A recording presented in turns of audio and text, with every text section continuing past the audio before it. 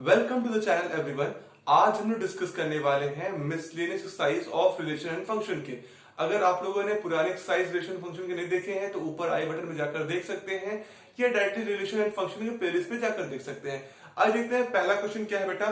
First question is what the relation f is defined by this and g is defined by this. देखो f x में क्या बोल रहा है, x square और 3x है। एक्स स्क्वायर कब होगा, जब एक्स का वैल्यू 0 या 0 से बड़ा होगा या 0 के बराबर होगा और 3 से छोटा या 3 के बराबर होगा। ठीक बात है। और 3x भी है, 3 के बराबर होगा और 3 से बड़ा होगा या 10 से बराबर 10 से छोटा होगा। ठीक बात है। और gx है एक्स स्क्वायर और 3x। आपको क्या बताना है कि f is a function and g is not a function. f function हो और g फंक्शन नहीं हो। आपको पता है फंक्शन वही चीजें होती हैं जिनमें हर डिफरेंट इमेज बने या मैं कहूं यूनिक इमेज रहे हर एलिमेंट की। अगर हर एलिमेंट की यूनिक इमेज है तो भैया क्या है, आपका वो फंक्शन है। अगर यूनिक इमेज नहीं है तो फंक्शन नहीं है। तो आपको दिखाना है F is what a function. अब देखो मेरी बात समझो, अगर एफ फंक्शन है तो सबका इसका यूनिक इमेज बनना चाहिए। अब देखो एकदम सीधी बात देखो, एक्स स्क्वायर है तो एक्स 0 से लेके 3 करोगे तो हमेशा यूनिक इमेज बनेगा। देखो कैसे, अगर एफ ऑफ 0 लोगे मतलब 0 तो 0 के लिए कौन सा फंक्शन लगाओगे, x square 3x x square. क्यों, 0 से 3 के बीच में कितना है, एक्स स्क्वायर है। 0 से 2 0 कहां है, यही है एक्स स्क्वायर, 0 आ गया। एफ ऑफ 1 कितना आ गया बेटा, देखो 1 आ गया। एफ ऑफ 2 कितना आ जाएगा, कौन सा लगेगा, यही वाला लगेगा क्योंकि क्या है 0 और 3 के बीच में, तो कितना आ जाएगा 4। अब देखो एफ ऑफ 3, देखो एफ ऑफ 3 अगर तुम पहले से लो सकते भी हो और दूसरे से भी ले सकते हो। अगर एक्स स्क्वायर लोगे तो तुम्हारा कितना आंसर आ जाएगा, 3 का स्क्वायर 9। ठीक बात है। लेकिन अब तुम्हें 3x से भी चेक करना पड़ेगा। अगर ये फंक्शन दूसरा भी रिटर्न कर दिया तो ये फंक्शन नहीं होगा, लेकिन अगर इससे भी सेम वैल्यू 9 रिजल्ट हो जाएगी तो कंफर्म भी बेटा ये फंक्शन होगा। तो देखो एफ ऑफ 3, देखो अगर तुम इससे ले लो, ये किससे लिया, एक्स स्क्वायर वाले से। अगर इससे लोगे तो 3 इंटू 3 तभी कितना 9 आ जाएगा 3x से। इसका मतलब देख रहे हो एफ ऑफ 3 पे 9 ही आया। इसका मतलब ये दोनों अलग अलग इमेज नहीं दिया, सेम इमेज दिया, तो एफ ऑफ 3 हमेशा 9 रह रहा है। अब देखो 4 लोगे तो कितना आएगा, अगर मैं तुमसे बोलूं एफ ऑफ 4 ले लो तो कितना आ जाएगा, 4 3 जा 12। एफ ऑफ 5 कितना आ जाएगा, 5 3 जा 15। तो आप देखोगे लगातार एफ ऑफ 10 पे कितना आएगा 30। तो आपको हर डिफरेंट जो एक्स की वैल्यू मिल रही है 0 से लेकर 10 तक, उसमें हर एक्स की वैल्यूज के लिए इमेज है और वो भी डिफरेंट इमेज है, यूनिक इमेज है। इसका मतलब ये फंक्शन क्या है, आपका डिफाइंड है, ये फंक्शन है। ठीक बात है। इसीलिए इसने क्वेश्चन में बोला है, आपने इतना दिखा दिया, इसका मतलब क्या है, ये फंक्शन है। ठीक बात है। हर डिफरेंट एलिमेंट के लिए डिफरेंट इमेज है या हर लोगों की इमेज जो है वो यूनिक है। क्लियर बात है। आइए समझते हैं दूसरा कि g is not a function. g क्यों फंक्शन नहीं है। देखिए हमेशा जब भी ऐसे क्वेश्चंस रहे तो बेटा हम बाउंड्री लाइन पे चेक करते हैं जहां पे दो बार रिपीट कर रहा है। देखो यहाँ पे 0 और 2 के लिए, मतलब 2 के लिए एक्स स्क्वायर भी है और 2 के लिए 3x भी है। अगर f ऑफ 2 दोनों के लिए सेम रिजल्ट दे देगा तो फंक्शन जान लेना भैया ये फंक्शन है, अगर नहीं देगा तो फंक्शन नहीं है। और चेक कर लेते हैं, f ऑफ 0 चेक कर ले। f ऑफ 0 पे क्या आएगा, ये वाला आएगा, तो 0 आ गया। f ऑफ 1 पे कितना आएगा, 1 आएगा। अब f ऑफ 2 पे चेक करो, f ऑफ 2 के लिए ये भी डिफाइंड है, ये भी डिफाइंड है। अगर तुम इससे निकालोगे तो 2 का स्क्वायर कितना हो गया बालको, 4। और अगर किससे निकाला, एक्स स्क्वायर से। और अगर f ऑफ 2 किससे निकाल लेते हैं, 3x से, तो 3 इंटू 2 से कितना आ जाएगा, 6। ऐसा पॉसिबल है क्या, एक से 4 आए और एक से 6 आए, मतलब 3x वाले से कितना आ रहा है, 6 आ रहा है। ऐसा तो होता नहीं भैया, ऐसा तो नहीं है नियम कानून। तो इसीलिए एक ही एलिमेंट की दो इमेज आ गई, 4 भी आ गई 6 भी आ गई, जो आपने क्या कर दिया, वैल्यूएशन कर दिया रूल का। और फंक्शन क्या है, एज अ रूल है। तो अगर आपने इसका वैल्यूएशन कर दिया तो भैया ये फंक्शन नहीं है। तो g is not a function. क्यों नहीं है, because for element 2 it has 2 different image. F of 2 के लिए 4 भी है, एफ ऑफ 2 के लिए 6 भी है, तो ये फंक्शन नहीं हुआ। क्लियर बात है। तो ये था क्वेश्चन नंबर 1। आई सॉल्व करते हैं question number 2। 2 is what, if f x is equal to x square. अगर आपको फंक्शन बोल रहा है कि फंक्शन बेटा क्या है, एक्स स्क्वायर है, तो फाइंड करिए F of 1.1 minus F of 1 upon 1.1 minus 1। ठीक बात है। आई पुट अप करते हैं। देखिए फंक्शन है एक्स स्क्वायर, मतलब समझ रहे हो, जहां पे f लिखा है वो वहां पे क्या हो जाएगा, हमेशा एक्स स्क्वायर। तो सॉल्व करें, अगर ये लिख रहा है f ऑफ 1.1, तो अगर मैं इसका मतलब समझू तो f ऑफ 1.1 का मतलब हो गया 1.1 का स्क्वायर। बोलो भैया यही तो मतलब हुआ ना। और रखते हैं यहाँ पे 1.1 का स्क्वायर हुआ minus F of 1। F of 1 तो है, फिर मतलब क्या हो गया भैया 1 का स्क्वायर दिया तो 1 का स्क्वायर कर दे रहे हैं, तो 1 का स्क्वायर हो गया अपॉन यहां कोई फंक्शन नहीं लिखा है तो 1.1 माइनस 1 कर लेंगे। अब समझो इस बात को, 1.1 का स्क्वायर कितना होगा बालको 1.21। ठीक बात है, 1 का स्क्वायर 11 का स्क्वायर 121, तो 1.1 का स्क्वायर 1.21 माइनस 1 अपॉन 1.1 माइनस 1। अब देखो अगर तुम 1.21 में से 1 अगर सब्ट्रैक्ट करोगे तो बालको तुम्हें मिलेगा 0.21। क्या मिलेगा 0.21। और अगर तुम 1.1 में से 1 घटाओगे तो तुम्हें कितना मिलेगा 0.1। कितना मिलेगा 0.1। और अगर तुम इसको 0.21 में से 0.1 हटाओगे डिवाइड करोगे तो तुम्हें क्या मिल जाएगा। अगर मैं कहूं डिवाइड करना 10 से मल्टीप्लाई करना पड़ेगा, अगर 10 से मल्टीप्लाई करोगे तो ये पॉइंट हट जाएगा, ये 1 हो जाएगा, तो यहां कितना हो जाएगा 2.1। तो आंसर कितना आ जाएगा तुम्हारा f of 1.1 minus f of 1 upon 1.1 minus 1 का आंसर हो गया 2.1। क्लियर बात है।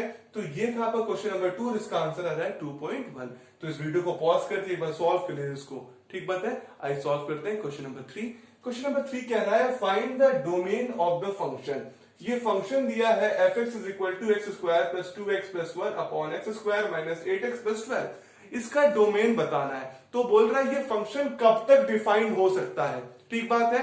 तो आपको पता है कि मैं बोलूं ये फंक्शन रियल फंक्शन के लिए डिफाइन करने की बात करते हैं जब भी ऐसे क्वेश्चंस बोलते हैं, तो ये फंक्शन तब तक डिवाइड कर सकता है अगर, या मैं कहूं डिफाइन कर सकता है जब तक ये वैल्यू क्या रहे पॉजिटिव रहे। ठीक बात है, ये कोई भी रहे, बस ये जो डिनोमिनेटर है भैया ये जीरो ना आए। ठीक बात है, अगर ये वैल्यू जीरो आ गई x square minus 8x plus 12 का रिजल्ट जीरो आ जाएगा तो डिनोमिनेटर में जीरो हो जाएगा, और डिनोमिनेटर में अगर जीरो हो जाएगा तो फंक्शन नॉट डिफाइंड हो जाएगा। क्लियर बात है कि नहीं भैया। तो आपको यही बताना है कि किस वैल्यू के लिए x के लिए ये फंक्शन क्या हो जाए कि जीरो दे सकता है। ठीक बात है। तो अगर हम लोग इसका फैक्टर कर ले वही दो रिजल्ट होती है जो इसके जीरोस होते हैं, अगर इनका जीरोस निकाल ले और वो दोनों x की वैल्यूज को अपने रियल नंबर में से हटा देंगे तो बाकी सबके लिए क्या होगा ये फंक्शन डिफाइंड होगा।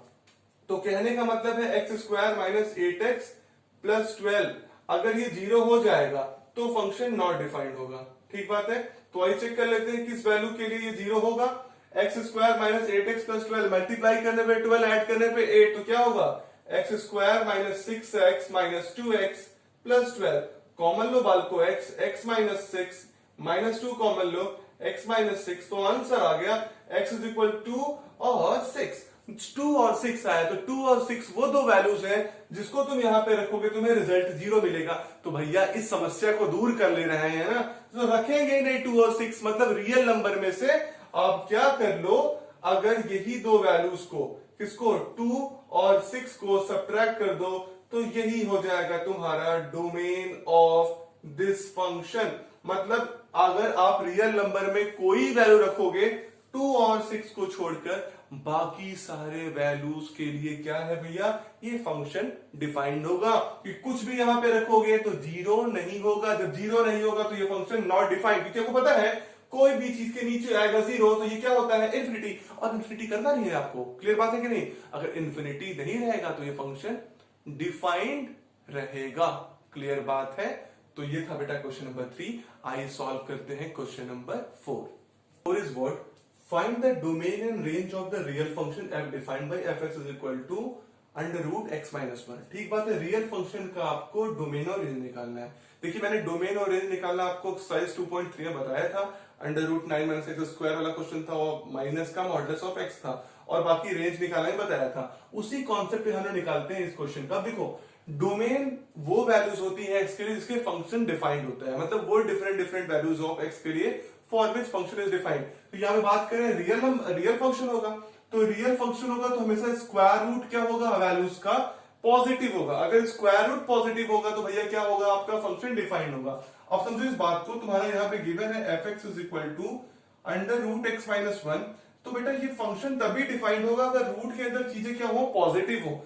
और अगर मैं आपसे बोलूं रूट के अंदर चीजें तभी पॉजिटिव होंगी अगर x माइनस 1 की वैल्यू, ये पॉजिटिव होने का मतलब है कि ग्रेटर देन क्या हो जीरो हो, ये 0 के बराबर हो, 0 से बड़ी या बराबर होगी वैल्यू तो भैया क्या है, डिफाइंड है, क्योंकि अंडर रूट 0 भी डिफाइंड है 0, लेकिन अगर अंडर रूट -1 आ गया तो ये डिफाइंड नहीं होगा, रूट में नेगेटिव नहीं आना चाहिए। तो अगर ये फंक्शन डिफाइंड तभी होगा अगर रूट के अंदर की चीजें पॉजिटिव होंगी, 0 या 0 से बड़ी होंगी। तो मैं यहां पे कहूं कि x -1 की वैल्यू ग्रेटर देन और इक्वल टू 0 होगी तो फंक्शन डिफाइंड होगा।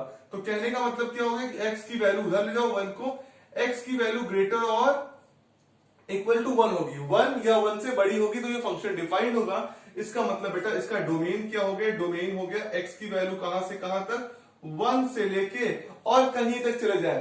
तो 1 से लेके 1 मैंने क्या ऐसा इंटरवल लगाया, क्लोज, क्लोज क्यों लगाया, ताकि 1 भी इंक्लूडेड रहे, और कहां तक बेटा, इंफिनिटी तक। तो 1 से लेके इंफिनिटी तक क्या रहेगा, x की वैल्यू रहेगी रियल नंबर में, तो ये फंक्शन क्या होगा, डिफाइंड होगा। मतलब 1 से नीचे अगर आ गया तो ये रिजल्ट क्या हो जाएगा भैया, आपका क्या हो जाएगा, बोलो बालको, ये इमेजिनरी बन जाएगा, तो ये रियल फंक्शन नहीं रहेगा। तो ये अपना डोमेन आ गया कि 1 से लेकर इंफिनिटी तक। अब भाई रेंज की बात करते हैं। रेंज क्या करते हैं, मतलब आपको क्या क्या वैल्यूज मिले, मतलब what is your value of F की वैल्यू क्या क्या आ सकती है, समझो इस बात को। अगर तुम्हारा x ग्रेटर देन 1 है बेटा, तो मुझे बताना, अगर x ग्रेटर देन 1 है या इक्वल टू 1 है तो x -1 की वैल्यू भी क्या होगी, 0 या 0 से बड़ी होगी कि नहीं। अगर मान लो सबसे मिनिमम वैल्यू भी x की हमने 1 मान लिया, ठीक बात है, तो x -1, क्योंकि हमें x की वैल्यू है √x-1, अगर √x-1 ला दे तो फंक्शन बन जाएगा, वो रेंज हो जाता है। तो अगर मुझे बताओ x की वैल्यू ग्रेटर देन और इक्वल टू 1 है, तो क्या ये बात कंफर्म है तुम लोगों को कि x -1 की वैल्यू ग्रेटर देन और इक्वल टू 0 होगा कि नहीं होगा। x की वैल्यू 1 या 1 से बड़ी है, तो अगर हमें मानते हैं छोटी वैल्यू 1 को ही मान ले, तब भी 1 -1 0 होगा, 0 के बराबर हो गया, 0 से बड़ा होगा, कि अब तो x की जितनी वैल्यू आएंगी सब 1 से बड़ी आएंगी। अब बताओ अगर x -1 की वैल्यू ग्रेटर देन और इक्वल टू 0 आएगी, तो क्या रूट ऑफ x -1 भी ग्रेटर देन और इक्वल टू 0 आएगा कि नहीं आएगा।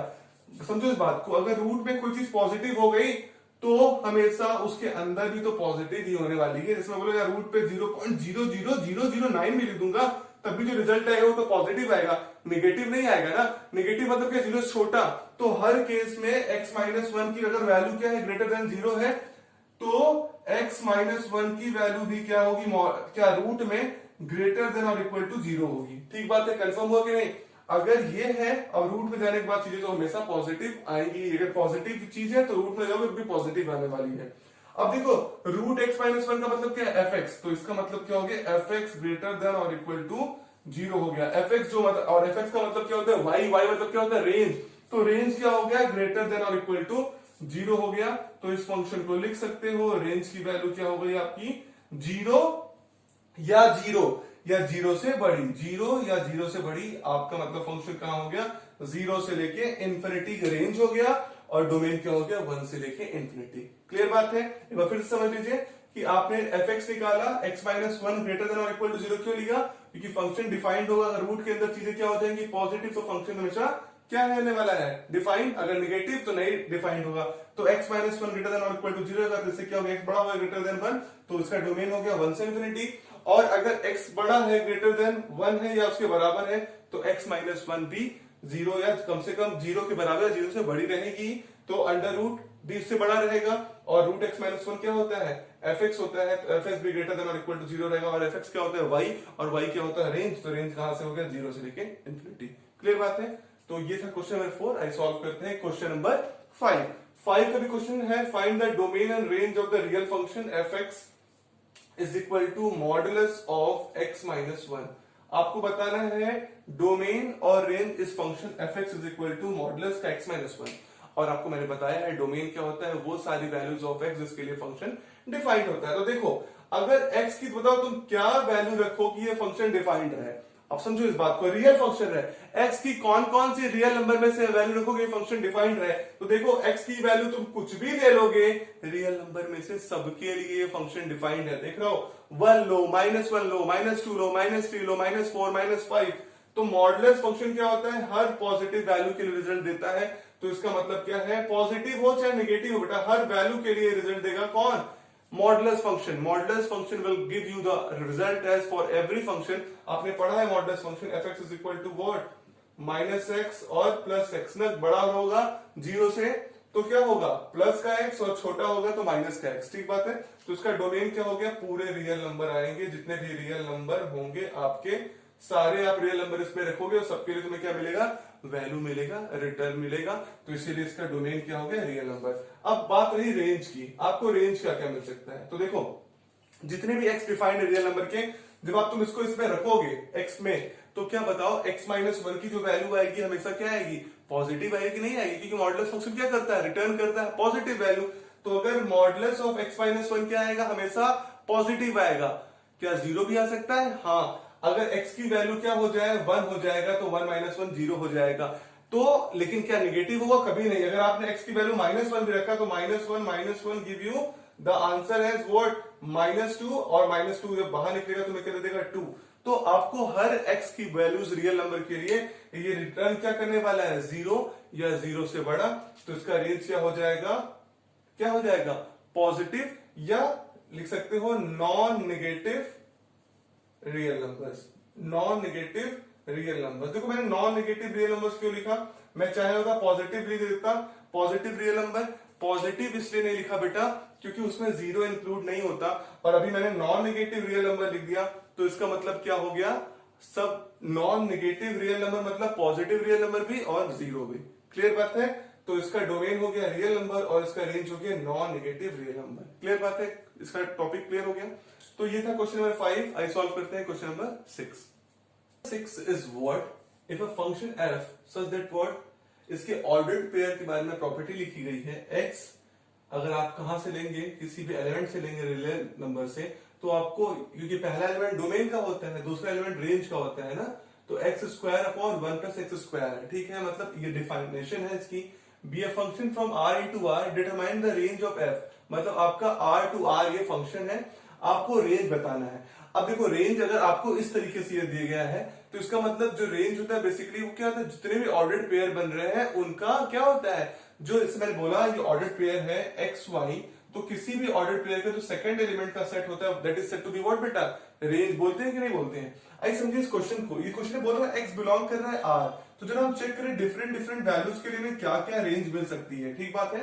तो क्या क्या वैल्यूज मिल सकती है, देखो एफ जीरो, अगर एफ जीरो की बात करेंगे तो ये जीरो अगर रखो तो ये कितना मिलेगा, 0 अपॉन 1 प्लस 0, ठीक बात है। तो 0 अपॉन 1 कितना रिजल्ट आ जाएगा, तुम्हें 0, मतलब एफ जीरो की वैल्यू कितनी मिल गई, तुम्हें 0 मिल गया, ठीक बात है। तो अगर मैं कहूं इस तरीके से बन रहा है, ये 0 और 0 हो गया एक के लिए, ठीक बात है। दूसरा समझो, अगर मैं f1 की बात कर लेता हूं, देखो f1 की बात करता हूं, तो ये कितना आ जाएगा, अगर 1 है ये, तो ये कितना आ जाएगा 1 अपॉन, अच्छा 1 के लिए भी और प्लस माइनस 1 दोनों के लिए, चाहे 1 रखी चाहे माइनस रखी, क्योंकि देखिए ना दोनों एक्स स्क्वायर फंक्शन है। तो प्लस माइनस 1 के लिए आपको मिल जाएगा कितना, देखो एक्स स्क्वायर की वैल्यू 1 या माइनस 1 का स्क्वायर 1, नीचे 1 प्लस 1 प्लस 1 बाई 2। तो इसका मतलब ये हो गया, अगर आपका प्लस माइनस 1 है बेटा, तो देख रहे हो कितना हो गया 1 अपॉन 2, ठीक बात है, 1 अपॉन 2 हुआ कि नहीं हुआ। अब इसी प्रकार अगर मैं बोलूं तुमसे कि f ऑफ 2 के लिए चेक करो, तो अगर तुम f ऑफ 2 के लिए चेक करोगे तो तुम्हें कितना रिजल्ट मिलने वाला है, देखो f ऑफ 2, और अगर ये मैं बोलूं प्लस माइनस 2, जैसे ये प्लस माइनस 1 था, तो प्लस माइनस 1 या प्लस माइनस 2 दोनों के लिए, तो प्लस माइनस 2 यहां पे रखूंगा तो यहां पे कितना होगा, प्लस माइनस 2 का स्क्वायर 4 अपॉन 1 प्लस 4, तो कितना हो गया 4 बाई 5। तो अगर इसको लिखूं तो ये हो जाएगा प्लस माइनस 2 और ये हो गया 4 बाई 5। क्लियर है, 2 का स्क्वायर 4 प्लस 1 5। अच्छा एक चीज देखो, इसका जो न्यूमरेटर है और जो डिनोमिनेटर है उसमें जो डिफरेंस है, क्या एक चीज देख पाओगे कि आपका जो डिनोमिनेटर है वो हमेशा न्यूमरेटर से बड़ा रहेगा। और आपको पता है अगर कभी भी न्यूमरेटर डिनोमिनेटर से छोटा है तो जो रिजल्ट है वो 1 तो नहीं आने वाला है। जैसे मैं बोलूं क्या, अगर आपका 4 अपॉन 5 है, 5 अपॉन 4 है, तो देखो ये 5 अपॉन 4 में न्यूमरेटर क्या होगा, बड़ा होगा, तो इसका रिजल्ट हमेशा 1 से बड़ा आएगा। लेकिन अगर 4 अपॉन 5 में तुम्हारा डिनोमिनेटर बड़ा हो गया तो ये रिजल्ट 1 के करीब आ सकता है, लेकिन 1 नहीं आएगा। तो अगर आप इस चीज को देख पा रहे हो कि आपका 0 तो आ गया, जब आपका x की वैल्यू कितनी थी 0, तो आपको आंसर 0 मिल गया, ठीक बात है। अब जितना तुम वैल्यू जा रहे हो तो तुम्हारा जो वैल्यू है वो करीब क्या है 1 के आ रहा है, लेकिन 1 नहीं आ रहा है। देख रहे हो प्लस माइनस 1 बाई 2 4 बाई 5 ऐसे चलता रहेगा। और कभी भी क्या होगा, 1 नहीं आएगा लेकिन 1 के करीब आएगा। तो जो इसका रेंज है देख रहे हो कहां से, 0 से लेके उस 1 के करीब ही पहुंच रहा है, 1 से ऊपर कभी नहीं आएगा, क्योंकि 1 से ऊपर इसलिए नहीं आ सकता क्योंकि आपका जो डिनोमिनेटर है it is what, the greater than numerator. Denominator greater than numerator है तो फ्रैक्शन का कभी रिजल्ट 1 तो नहीं आने वाला है, 1 से क्या होने वाला है, वो छोटा ही होने वाला है। ठीक बात है, तो इस बात को समझिए। तो इसका मतलब ये जो रेंज है वो हमेशा क्या होगा, सेकंड एलिमेंट होता है, तो 0 से हो रहा है फिर 1/2 से बढ़ता जाएगा लेकिन कभी 1 नहीं पहुंचेगा, तो इसका मतलब जो रेंज है वो 0 तो हो जाएगा। और ये कौन सा इंटरवल है, क्लोज इंटरवल, मतलब 0 इंक्लूडेड, 0 भी आएगा और 0 से लेकर कहां तक जाएगा, 1 तक जाएगा। और 1 में क्या हो लग जाएगा, ये ओपन और क्लोज, ओपन इंटरवल। क्यों ओपन इंटरवल, क्योंकि 1 is not including in the range. तो आंसर 0 से 1 होगी, 0 को इंक्लूड किया जाएगा लेकिन 1 को इंक्लूड नहीं किया जाएगा। तो ये कैरेक्टरिस्टिक था। आप कुछ एग्जांपल को पुटअप करो, कुछ वैल्यूज को पुटअप करो और देखो रेंज कहां कहां कैटेगराइज हो रही है। ठीक बात है, तो आप एक चीज देख पाओगे कि इसका जो रेंज है वो हमेशा 1 से छोटा हो रहा है क्योंकि डिनोमिनेटर की वैल्यू क्या है, न्यूमरेटर से ज्यादा है। तो इसका मतलब इसका रेंज कहां से हो गया, 0 से लेके 1 आ गया। 0 विद द क्लोज इंटरवल और 1 with the open interval. Clear बात है। तो बेटा ये था क्वेश्चन नंबर 6। आई सॉल्व करते हैं question number 7। Number 7 is what, let f and g be the function r to r defined है, fx is given to x plus 1 और gx है 2x minus 3। आपको बताना है f plus g क्या होगा, f minus g क्या होगा और f of g क्या होगा, मतलब f upon g क्या होगा। अब मैं आपसे बताऊं तो मैंने अलजेब्रा ऑफ फंक्शन में पढ़ाया आप लोगों ने कि कैसे लगते हैं दो फंक्शन का एडिशन, सब्ट्रैक्शन और डिवीजन। ठीक बात है, तो आई सॉल्व करते हैं। पहला है आपको f of g निकालना है। तो देखो f of g और ऑफ x अगर मैं तुमसे बोलूं तो ये क्या होता है, तुम्हें पता है f of g plus f of x होगा। ठीक बात है, सॉरी f of g नहीं f of x plus g of x होगा। ठीक बात है, आइए समझिए। f of x कितना गिवन है, देखो x plus 1 plus g of x given है कितना आपको 2x माइनस 3। दोनों को तुम लोग ऐड कर लो, 2x प्लस x कितना हो जाएगा 3x और 1 माइनस 3 कितना हो जाएगा, देखो 1 माइनस 3 हो जाएगा तुम्हारा -2। तो 2x प्लस 1 3, 3 माइनस 1 कितना हो गया -2। तो ये तुम लोग का हो गया f of g of x। Clear है, तो ये आपका पहला पार्ट हो गया एडिशन का पार्ट। ठीक बात है, दूसरा पार्ट समझते हैं जो सब्ट्रैक्शन का पार्ट है। उसमें क्या करना है, देखो f of g f minus g of x करना है। मतलब क्या होगा, f of x minus g of x। अब बताओ f of x की वैल्यू कितनी है, देखो तुम्हें पता है x plus 1 minus g of x की वैल्यू कितनी है 2x माइनस 3। तो ये हो गया x plus 1 minus 2x plus 3। देखो -2x और x कितना हो गया, माइनस का x और प्लस 1 प्लस 3 कितना हो गया 4। तो देखो f minus g of x की वैल्यू कितनी आ गई, x माइनस x और प्लस 4। क्लियर बात है, आइए सॉल्व करते हैं इसका last part, that is what f of g of sorry f upon g of x। तो देखो बड़ा आसान सा है, आपको पता है क्या होगा, fx upon g of x। f of x की वैल्यू कितनी है बालको, x प्लस 1 और g of x की वैल्यू कितनी है 2x माइनस 3।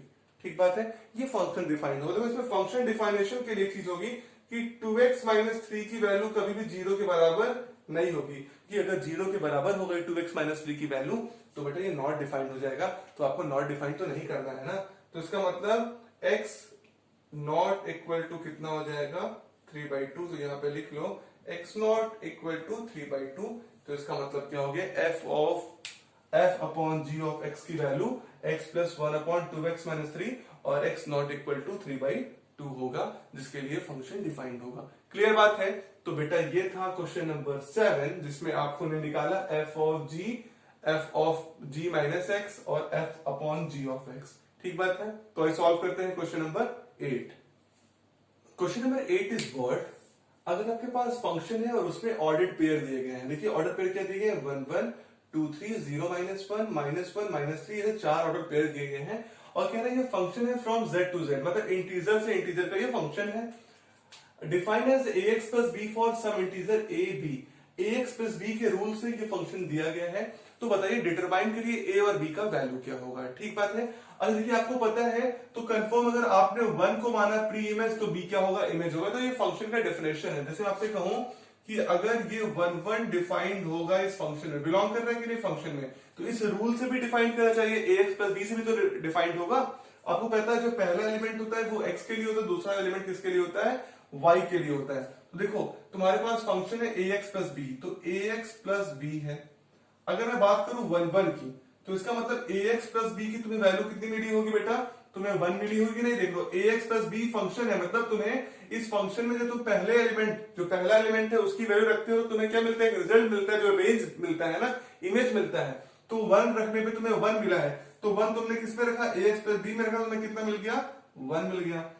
a x की वैल्यू कितना रखा, 1 plus b is equal to कितना बन गया, 1। तो तुम्हें देखो एक रिलेशन मिल गया, a प्लस b की वैल्यू कितनी आ गई, 1। क्लियर बात है। मैंने क्यों रखा, कैसे रखा, मैंने बताया कि 1 1 डिफाइन कर रहा है फंक्शन में, तो ये 1 से 1 इस रूल से आया होगा, ax प्लस b के रूल से। देखो ax plus b equal to 1 लिखा, तो a और x की वैल्यू कितनी आई, 1 प्लस b, तो a into 1 a plus b equal to 1, a plus b की वैल्यू कितनी हो गई बेटा, 1 हो गई। ठीक बात है। और किसी और को भी ले ले, देखो 0 और -1 लेना आसान है कि x को 0 रख दोगे तो आंसर आपका b मिल जाएगा तुरंत। तो अगर 0 और -1 भी, क्योंकि आप किसी को भी ले सकते हो, 2 3 को भी, -1 3 को भी ले सकते हो, लेकिन मैंने 0 -1 इसलिए क्योंकि x का वैल्यू खत्म हो जाएगा, डायरेक्टली b का वैल्यू मिल जाएगा। अगर 0 1 f में बिलोंग कर रहा है तो abc फंक्शन से आया होगा, ax प्लस b। तो अच्छा, इस बार ax प्लस b की वैल्यू कितनी आई होगी, -1 आ रहा होगा कि नहीं आ रहा होगा, क्योंकि आपने 0 रखने में -1 आएगा। ठीक, अगर -1 है तो कब आ रहा होगा, जब आपको 0 0 रखना है, तो 0 को अगर तुम 0 रखोगे तो a इंटू 0 होगा प्लस b इक्वल टू -1। ठीक बात है। a इंटू 0 कितना हो गया, 0, तो b इक्वल टू कितना हो गया बेटा, -1।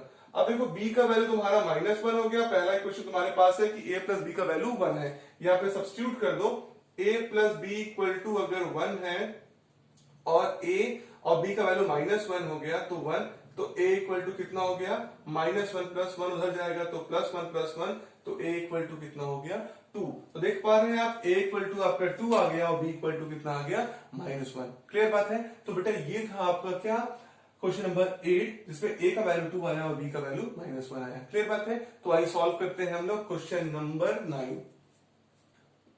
Question number 9 is what, let r be the defined from n to n। कोई r है वो डिफाइंड है n to n by r a b such that a b belong in natural number। मान लीजिए कोई रिलेशन है वो defined है n to n और उसमें बोल रहे हैं a b कोई ऑर्डर्ड पेयर है, a b दोनों कहां बिलोंग करते हैं, नेचुरल नंबर में, मतलब a भी बिलोंग कर रहा है और b भी, मतलब पहला एलिमेंट भी दूसरा एलिमेंट भी नेचुरल नंबर में बिलोंग करेगा, and a is equal to b square. इसका मतलब क्या है, जो पहला एलिमेंट होगा वो दूसरे एलिमेंट के स्क्वायर के बराबर होगा, ये रिलेशन है। a is equal to b square मतलब क्या है, जो आपका पहला एलिमेंट है ऑर्डर पेयर का वो स्क्वायर होगा दूसरे एलिमेंट के। ठीक बात है। तो बोल रहा है are the following statement are true. ये 3 चीजें लिखी हैं, आपको बताना है कि तीनों स्टेटमेंट ट्रू है, ट्रू हमेशा ट्रू होगा, और अगर नहीं होगा तो आप कोई ना कोई ऐसा इसको जस्टिफाई करें जिससे ट्रू ना हो। ठीक बात है। आइए देखते हैं, कह रहा है a belongs in real number, sorry, और in the relation. A belong करेगा रियल नंबर में। देखो इसका बात समझो, क्या हर एलिमेंट ऐसे बिलोंग करेगा 1 1 या 4 4 या ऐसे हर में बिलोंग करेगा? आइए देखते हैं। जैसे मैं आपसे कहूं कि आपका क्या 4 4 बिलोंग करने वाला है, जैसे मैं आपसे कहूं एक आपने एलिमेंट लिया 2, ठीक बात है। अब देखो हम लेंगे हमेशा ऑर्डर पेयर में दूसरा एलिमेंट, हम लेंगे दूसरा एलिमेंट, अपने आप पहला लिख लेंगे। अगर हमने बी को माना, मान लीजिए हमारे पास 2 है, तो ऑब्वियस सा बात है क्या यहाँ पे आना चाहिए था, 4 आना चाहिए कि नहीं आना चाहिए था, तो 4 2 आया कि नहीं। अगर आपने यहाँ पे 3, यहाँ पे मान लीजिए बी का ले लिया 6, तो यहाँ पे कितना आ जाएगा 36। तो क्या ये आ रहा है कि नहीं? देखो यहाँ पे तुम्हें तो हमें से आना चाहिए था, अगर तुमने बी का 1 लिया तो ए भी 1 आना चाहिए था, ये 2 लिया तो ये 2 आना चाहिए था, ये 3 लिया तो ये 3 आना चाहिए था, ये 4 लिया तो ये 4 आना चाहिए था। लेकिन आप देख पा रहे हो जैसे आप लोगों ने ये इसका ये 4 हुआ तो यहाँ पे 2 आ जा रहा है, अगर यहाँ पे 6 ये 36 आ जा रहा है, यहाँ पे अगर आपका 9 है तो यहाँ पे कितना आ जा रहा है, 3 आ जा रहा है। इसका मतलब हर बार ए जो कंडीशन है ये केवल 1 और 1 के लिए ही सेटिस्फाई कर रहा है, जब केवल क्या हो 1 और 1 हो। जैसे ही 1 के अलावा कोई और दूसरा एलिमेंट यहाँ पे पहुंच जा रहा है वो उसके लिए सेटिस्फाई नहीं कर रहा है, मतलब हर बार ये ऑर्डर पेयर, मतलब पहला एलिमेंट और दूसरा एलिमेंट नहीं सेम हो रहा है किसके ऑर्डर पेयर का, for all a belonging natural number. अब बताओ ये 9 भी तो बिलोंग करता है ए में, उसके तो 3 आ गया, उसके भी क्या है, तुम्हें आंसर 9 और 9 आना चाहिए था, तभी तो ट्रू होता। अगर 9 के लिए 3 आ गया, 4 के लिए 2 आ गया, क्योंकि 4 के लिए क्या था, 4 आना चाहिए था, तो इसका मतलब ये नहीं आया। अगर किसी एक कंडीशन के लिए भी गलत हो गया तो आपका ये स्टेटमेंट क्या हो गया, पूरा स्टेटमेंट गलत हो गया। इसका मतलब अगर आपका फॉर ए बिलोंग इन और for all A belong in natural number, ये स्टेटमेंट ट्रू नहीं है, ये फॉल्स है। क्यों? क्योंकि देखा आप लोगों ने, जैसे ही 1 के अलावा कोई एलिमेंट लिया, अगर 4 है पहला एलिमेंट, दूसरा एलिमेंट 2 आ रहा है, क्योंकि क्या है, पहला एलिमेंट है दूसरे एलिमेंट का स्क्वायर। 3 है आपके पास, 9 आ रहा तो 3 है, तो यहाँ पे इक्वल नहीं है, दोनों जो क्या है ऑर्डर पेयर के एलिमेंट सेम नहीं है, इसीलिए सभी n के लिए ये कंडीशन ट्रू नहीं है, ये कंडीशन क्या है, गलत है। क्लियर बात है?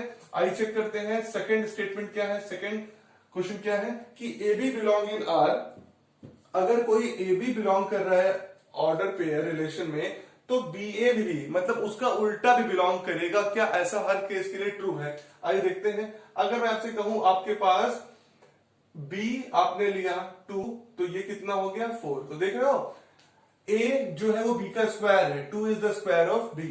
अगर 4 2 बिलोंग कर रहा है 2 में, तो कंफर्म बोल रहे हैं इन लोग कि 2 4 भी बिलोंग करना चाहिए, है बात की नहीं? तो क्या मुझे बताओ, क्या 2 जो है वो 4 का स्क्वायर है? जो दूसरा एलिमेंट होगा, जो पहला एलिमेंट होगा वो दूसरे का स्क्वायर होता है ना, a इज इक्वल टू क्या है, b स्क्वायर है ना।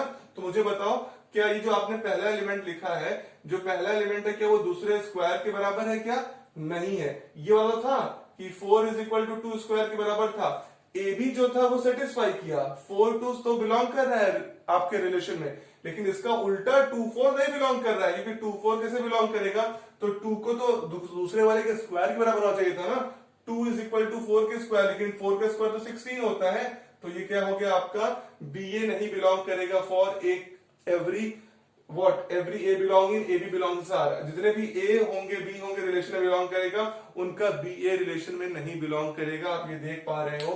आप कोई और भी एग्जांपल ले लो, जैसे आपने लिया ये 9 है और ये 3 है, तो देख रहे हो ये है रिलेशन में आएगा 9 और 3, 3 का स्क्वायर 9 है, लेकिन इसका 3 और 9 बिलोंग करेगा क्या? क्या नहीं। 3 इज इक्वल टू क्या 9 का स्क्वायर हो रहा है? नहीं, तो गलत हो गया। तो ये गलत हो गया, मतलब फॉर एवरी ए बी नहीं बिलोंग करेगा। अगर ए और बी बिलोंग कर रहा है रियल नंबर या रिलेशन में, तो बी ए नहीं बिलोंग कर रहा है रिलेशन में, इसका मतलब ये भी कंडीशन क्या हो गई, गलत हो गई। ठीक बात है। आइए देखते हैं। बोल रहा है थर्ड, क्या थर्ड पार्ट, अगर ए बी बिलोंग कर रहा है आर में और बीसी भी बिलोंग कर रहा है आर में, इसका ये मतलब है क्या, एसी बिलोंग करेगा आर में। आइए एग्जांपल के तौर पे देखते हैं क्या कंडीशन, बताइएगा मुझे। अगर मैं ए और बी की बात करूं, अगर मेरा मान लीजिए बी कितना है आपका 4 है, ठीक बात है, तो बताइए ए कितना हो जाएगा, a is what, square of second element, तो 16 हो गया। तो मान लीजिए ये ए और बी आपने ले लिया, ठीक है, और बीसी की बात करो, बीसी बिलोंग कर रहा है आर में, तो बी का वैल्यू क्या है, 4 ही होगा, और सी क्या होगा, 4, ये स्क्वायर रूट होगा ना, देख रहे हो, a is equal to b square, मतलब ये दूसरे वाले एलिमेंट का वैसा क्या होगा, स्क्वायर होता है। अगर b 4 है, इसका मतलब c कितना रहा होगा, 2 रहा होगा, तो ये b और c हो गया। देख रहे हो, a का वैल्यू 16, b का वैल्यू 4 और c का वैल्यू 2, तो बोल रहा है अगर ऐसी दोनों कंडीशन सही है तो ac बिलोंग करेगा रिलेशन में, ac बिलोंग करेगा रिलेशन में। देखते हैं a का वैल्यू कितना है, देखो बेटा 16 और c का वैल्यू कितना है 2, क्या ये रिलेशन में बिलोंग करेगा? देखो जो पहला एलिमेंट होता है वो स्क्वायर होता है दूसरे एलिमेंट का, देखो सॉरी, जो पहला एलिमेंट होता है वो दूसरे का स्क्वायर होता है। a is equal to b square है, क्या 16 2 के स्क्वायर के बराबर है? क्या 16 2 के स्क्वायर के बराबर है? 2 का स्क्वायर तो 4 होता है, तो नहीं बराबर है। इसका मतलब ये जो स्टेटमेंट हो गया वो भी क्या हो गया, गलत हो गया। AC नहीं बिलोंग किया रिलेशन में, क्योंकि 16 इज इक्वल टू क्या होना चाहिए था, 4 होना चाहिए था यहाँ पे, या 16 इज इक्वल टू यहाँ पे 16 होना चाहिए था, क्योंकि क्या है, जो पहला एलिमेंट है वो दूसरे एलिमेंट का स्क्वायर है। तो आपका ये पहला AB बिलोंग किया इस रिलेशन में, BC बिलोंग किया R में, लेकिन AC नहीं बिलोंग किया आर में, क्योंकि आपने देखा, आपने जब आपने लिया पहला 16 4 A 16 B 4 और C 2 है, तो इससे रिलेशन तो ये बना सही है, लेकिन जो आखिरी का रिलेशन 16 2 से बनना चाहिए था वो नहीं बन पाया। तो आपने देखा आपके तीनों के तीनों जो स्टेटमेंट है वो फॉल्स है, मतलब सभी के लिए ट्रू नहीं होने वाले, किसी एक केस के लिए, दो केस के लिए ये सही हो सकते हैं। For all a b belongs to natural number के लिए ये ट्रू नहीं है। क्लियर बात है? तो बेटा ये था क्वेश्चन नंबर 9। आई सॉल्व करते हैं question number 10। Question number 10 is what, let a is the set, a set है जिसका एलिमेंट है 1 2 3 4 और बी सेट है जिसका एलिमेंट है 1 5 9 11 15 16 एंड एक एफ दिया गया है। एफ में एक एफ सेट है, उसमें ऑर्डर्ड पेयर का सेट है 1 5 2 9 3 1 4 5 2 11। बोल रहा है आर द फॉलोइंग ट्रू, कौन कौन सा? F is a relation from A to b और f is a function from A to b. अब देखिए बात समझिए, रिलेशन वो होता है किसी सेट में, दो सेट से, अगर वो कार्टेशियन प्रोडक्ट का सबसेट हो, ठीक बात है। और रिलेशन से फंक्शन की बात वो होती है जिसमें सारे एलिमेंट जितने भी हैं उनके इमेज क्या हो, यूनिक हो। तो आइए पहला ये काम कर लेते हैं कि ए क्रॉस बी निकाल लेते हैं, ताकि पता चल जाएगा कि वो सबसेट है कि नहीं।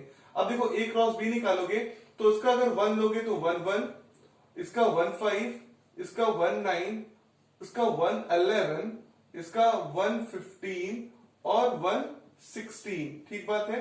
इसी प्रकार निकालोगे, देखो 2 के साथ आएगा तो 2 1 2 5 2 9 2 11 2 15 एंड 2 16, ठीक बात है। फिर आप 3 के साथ ले लो बेटा, देखो 3 1 और 3 5 3 9 3 11 3 15 3 16 और 4 के साथ लोगे तो 4 1 4 5 4 9 4 11 4 15 और 4 16। तो बेटा देख पा रहे हैं आप लोग, इस टोटल 24 ऑर्डर्ड पेयर बने आपके ए क्रॉस बी में। ए क्रॉस बी में आपके टोटल 24 ऑर्डर्ड पेयर बने। अब देखिए ये एफ जो है लिखा, ये रिलेशन तभी होगा अगर सारे एलिमेंट जो होंगे इस ए क्रॉस बी में आ जाए। अगर ये इसका सबसेट हुआ तो एफ रिलेशन हो गया, ठीक बात है। देखते हैं 1 5 है, हाँ 1 5 है। क्या 2 9 है? हाँ 2 9 है। क्या 3 1 है? हाँ 3 1 है। क्या 4 5 है? हाँ 4 5 है। क्या 2 11 है? हाँ 2 11 है। तो सारे एलिमेंट ए क्रॉस बी में है, तो इसका मतलब ये एफ जो है सबसेट है ए क्रॉस बी का, तो कंफर्म है, ये रिलेशन हो गया और ये स्टेटमेंट क्या हो गया, ट्रू हो गया, ठीक बात है। ये स्टेटमेंट ट्रू हो गया। अब दूसरा देखो, क्या f is a function from A to b है? क्या एफ फंक्शन है ए टू बी का? अब देखो फंक्शन होने के लिए क्या होता है, सारे एलिमेंट्स के इमेज क्या होने चाहिए, यूनिक होने चाहिए। अब यहां पर देखो 1 का 5 है, 2 का 9 है, 3 का 1 है, 4 का 5 है, 2 का 11 है। ऐसा पॉसिबल है क्या? नहीं। अगर 2 का 9 है फिर अब 2 का भाई 11 नहीं हो सकता। हर एलिमेंट के इमेज क्या होते हैं बेटा, यूनिक होते हैं। और यहां पे आपने यूनिकनेस को खो दिया, यूनिक नहीं है। 2 का 9 भी हो गया और 2 का 11 भी हो गया। इसका मतलब ये फंक्शन जो ये रिलेशन है ये फंक्शन नहीं है। लेकिन ये जो रिलेशन जो है ये ए टू बी है, लेकिन ये एफ फंक्शन नहीं है ए टू बी। क्यों? ये 2 का 9 भी इमेज है और 2 का 11 भी है। और सारे जो आपके एलिमेंट है सबकी इमेज क्या होनी चाहिए, यूनिक होनी चाहिए फॉर फंक्शन। क्लियर बात है। तो ये था कॉन्सेप्ट क्वेश्चन नंबर 10 का। आइए सॉल्व करते हैं question number 11। Question number 11 is what, let f be the subset of z cross z। मतलब z क्रॉस z का कार्टेशियन प्रोडक्ट का f क्या है, सबसेट है। तो मतलब रिलेशन है। f रिलेशन है कि नहीं भैया? अगर z क्रॉस z का सबसेट हो गया तो पक्का वो रिलेशन हो गया। f कैसे बता रहा है, ए बी मतलब a इंटू बी और a प्लस बी, और a और b दोनों बिलोंग करते हैं z में। मतलब आपकी जो रिलेशन में ऑर्डर्ड पेयर आएंगी कहानी वो ए बी है और a प्लस बी। जो पहला एलिमेंट होगा वो a इंटू बी होगा, दूसरा एलिमेंट होगा a प्लस बी होगा। मैं कहूं क्या, जो आपके डोमेन के लिए रिलेशन बनते हैं वो a इंटू बी होता है रिलेशन का, और जो रेंज के लिए बनेगा वो a प्लस बी होगा। बोल रहा है is the function is from z to z. क्या ये जो रिलेशन की बात कर रहा था मैं, क्या ये फंक्शन है f z to z? Justify करो अपने आंसर को। देखो भैया फंक्शन तभी चीजें होती हैं अगर सभी डिस्टिंक्ट ऑर्डर पेयर के पहले एलिमेंट रिपीट न करे। मतलब एक बार जो पहला एलिमेंट आ गया उसका जो इमेज आ गया वही हो गया, अब उसके बाद वो पहला एलिमेंट कभी रिपीट नहीं करना चाहिए, या मैं कहूं हर पर्टिकुलर एलिमेंट का एक यूनिक इमेज हो। ठीक बात है, आइए समझिए। इसमें जो ऑर्डर पेयर लिखने का तरीका है वो बड़ा डिफरेंट है, दिमाग से थोड़ा देखिएगा सब लोग। ए प्लस बी, अब जो ये पहले लिख दोगे ना बेटा वो ऑर्डर्ड पेयर का पहला एलिमेंट होगा। मैं एलिमेंट की बात करूंगा, ठीक बात है। मान लो मेरे पास एलिमेंट है बेटा, ए का वैल्यू है मान लीजिए -2, पहले मान लेते हैं +2 और एक है 6। ठीक है, मैं ए और बी की बात कर रहा हूं। ए का वैल्यू 2 है और बी का वैल्यू 6 है। तो मुझे बताओ ए बी का वैल्यू कितना हो जाएगा। अब बोलोगे sir 2 into 6 that is equal to 12। तो मैं लिख देता हूं 2 इंटू 6, और ए प्लस बी का कितना हो जाएगा 2 + 6। तो कहा जाए 12 और 8। इसका मतलब क्या हुआ, 12 के लिए इमेज कितना बन रहा है, 8 बन रहा है। ठीक बात है, 12 के लिए इमेज कितना बन रहा है, 8 बन रहा है। अब 12 के लिए कोई और इमेज नहीं बनना चाहिए। अगर 12 के लिए कोई और इमेज बन गया तो भैया ये फंक्शन नहीं है, गड़बड़ हो जाएगा नियम कानून। आओ देखते हैं। इस बार ए का वैल्यू -2 ले लो और बी का वैल्यू ले लो बेटा -6। ठीक बात है, आओ कहानी में खेल खेलते हैं। ए बी है और ए प्लस बी है। अब मुझे बताओ पहला एलिमेंट तो ए बी होता है, कितना होगा -2 इंटू -6। और आओ बाल को यहां पे देखो, -2 और ये कितना हो जाएगा -6। ठीक बात है, देख रहे हो कि नहीं। ए बी -2 और -6। अब यहां पर देखना जरा सा, -2 इंटू -6 की वैल्यू कितनी हो जाएगी, +12। +12 तो यहां पे भी था। ठीक बात है, और देखो -2 और -6 कितना हो जाएगा, -8। तो देख पा रहे हो कि नहीं तुम लोग। अगर तुम लोग ये देखोगे कि 12 के लिए इमेज 8 बना और फिर 12 के लिए -8 बन गया, क्या ऐसा पॉसिबल है कि दो एलिमेंट के लिए सेम इमेज बन जाए, सॉरी डिफरेंट इमेज बन जाए। देखो 12 के लिए 8 भी है और 12 के लिए -8 भी है। तो अगर किसी रिलेशन में ऐसी कहानी बन जाए कि दो ऑर्डर्ड पेयर के पहले एलिमेंट सेम हो जाए, ऐसा तो कभी हो नहीं सकता। 12 के लिए अगर 8 था तो भैया कुछ नहीं बनने वाला था, 12 के लिए 8 ही कंपलसरी था। लेकिन यहां तो 12 के लिए -8 भी आ गया। इसी प्रकार आप ए और बी का कोई वैल्यू लोगे, दो पॉजिटिव एक नेगेटिव के लिए, तो तुम्हें रिजल्ट तो सेम मिलेगा लेकिन इमेज क्या हो जाएगी, डिफरेंट हो जाएगी। और जैसे ही पहले एलिमेंट की इमेज दो इमेज निकल जाएगी तो वो फंक्शन नहीं होने वाला है। इसका मतलब ये जो लिखा आपने फंक्शन नहीं है, क्योंकि 12 के लिए 8 मिला है और फिर 12 के लिए -8 नहीं मिल सकता है। क्लियर बात है। कैसे कहानी में किया, ए बी और ए प्लस बी, तो ए लिया 2 और बी लिया 6, क्योंकि ए और बी तो कहीं से भी ले सकते हैं इंटीजर में से ना। तो 2 इंटू 6 12 आया, मतलब पहला एलिमेंट ऑर्डर पेयर का क्या बना 12, इसकी इमेज 8 आई। ए का वैल्यू -2 लिया, बी की वैल्यू -6। इससे क्या होता कि मेरा ए इंटू बी 12 ही आता, तो 12 ही आया। और ए प्लस बी कितना आ गया, -2 और -6 -8। तो 12 के लिए 8 और 12 के लिए -8। ऐसा पॉसिबल है क्या, नहीं पॉसिबल है। इसका मतलब पूरी की पूरी कहानी जो हो गई वो क्लियर कट क्या हो गई, गलत हो गई और ये फंक्शन नहीं है। ठीक बात है। तो आइए सॉल्व करते हैं question number 12। Question number 12 is what, you have given the set a. Set ए में एलिमेंट है 9 10 11 12 13। ठीक बात है। And let f from A to N be the defined by f N. F क्या है, फंक्शन है ए टू एन में। Define कैसे है, f N is equal to the highest prime factor of N. आप इसमें से कोई भी नंबर लेते हो सेट में से, वो उसका प्राइम फैक्टर है, वो भी हाईएस्ट है। तो find the range of F, आपको रेंज निकालना है एफ का।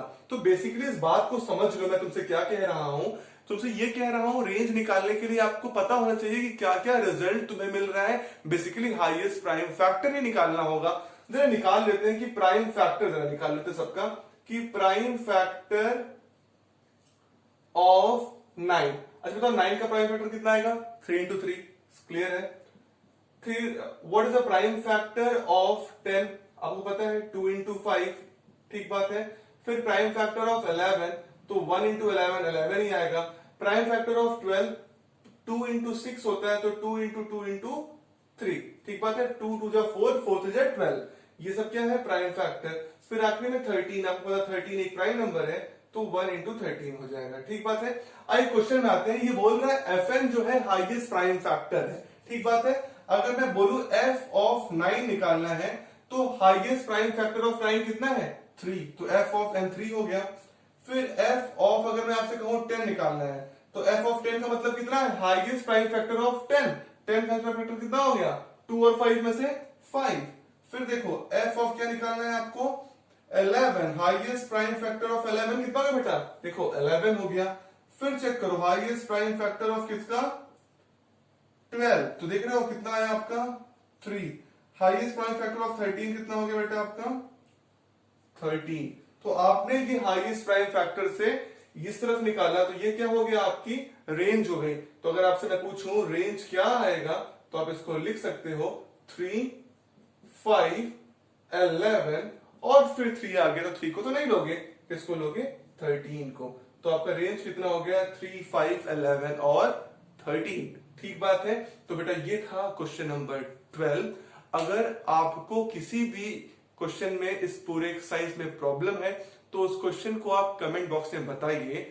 और अगर आपको ये एक्सरसाइज समझ में आ गई हो और अगर ये वीडियो पसंद आया हो तो वीडियो को लाइक करिए और ये चैनल को सब्सक्राइब करिए और ये वीडियो को अपने दोस्तों में शेयर करिए और खूब पढ़ते रहिए। आपका बहुत बहुत धन्यवाद।